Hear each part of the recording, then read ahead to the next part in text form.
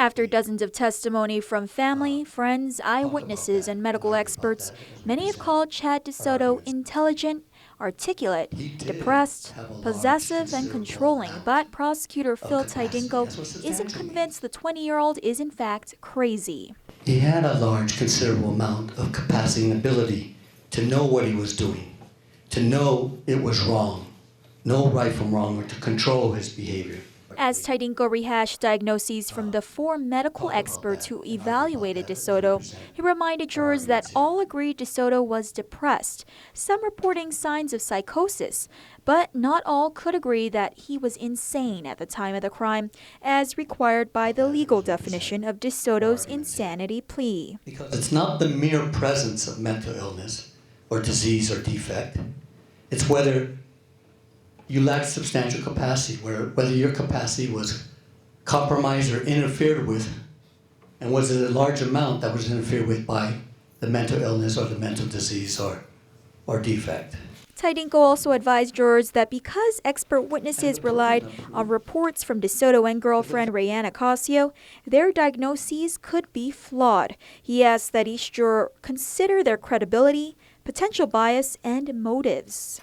And much of the opinions of the doctors, the psychiatrists, psychologists, is based on the stories, the self-reported symptoms that he tells them,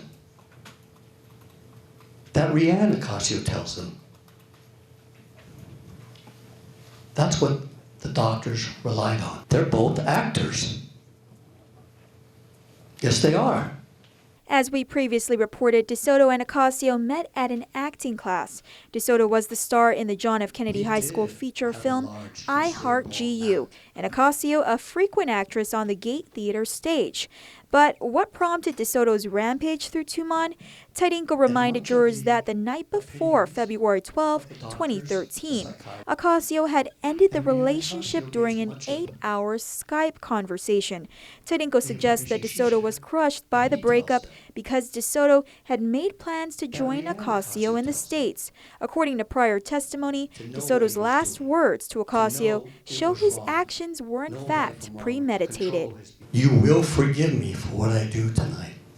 In support that DeSoto was in fact sane during the crime, Tidinko presented 25 steps that proved DeSoto had sufficient mental capacity at the time of the crime.